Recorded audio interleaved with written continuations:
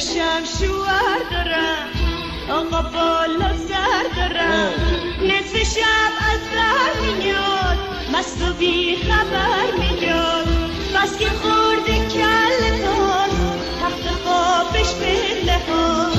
تو قدر شوهر به این خوبی رو نمیدونی. ایما پاک علم کتت کو؟ بهت میگم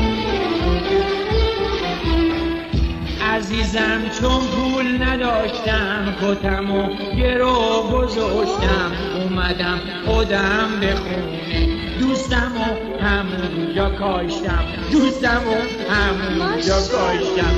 رضا و محمودو گرو گذاشتم. چشمم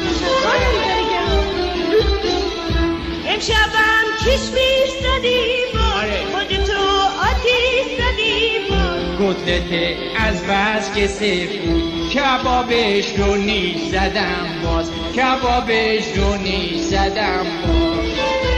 خیلی بهم خوش گذشتم.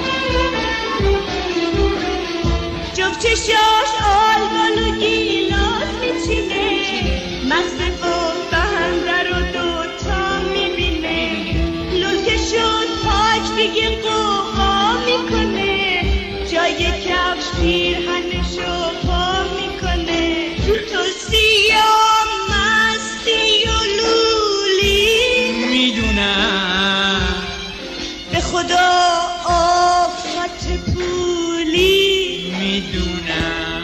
آقا نصف شب میاد، جون من به لب میاد، پشت در یواش میاد، تو را آب صداش میاد. گاز گرفته سگ پامو جا گذاشتم کفشامو، گاز گرفته سگ پامو جا گذاشتم کفشامو، گاز گرفته سگ پامو جا